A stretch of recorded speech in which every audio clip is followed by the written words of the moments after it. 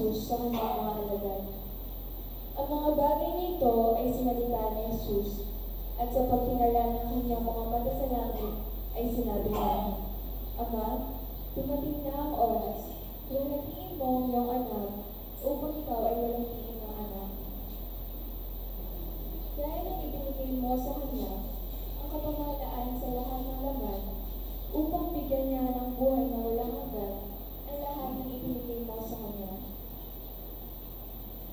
At ito ang buhay na walang hanggan, na ikaw ay makilala nila ng isang Diyos na tunay, at siyang iyong sinugo sa mga tuwid-tuloy sa Jesucristo. Niwalhati kita sa lupa, pagkaganap ko ng gawa na itinagawa mo sa amin. At ngayon, Ama, luwalhatiin mo ako sa iyo ng kalulati ng aking tinamo sa iyo, bago ang sanglibutan ay naging gayon. Ipinahayag ko ang iyong pangalan sa mga tao na ibinigay mo sa akin mula sa sanglibutan. Sila'y iyo at sila'y ibinigay mo sa akin, at tinupad nila ang iyong salita.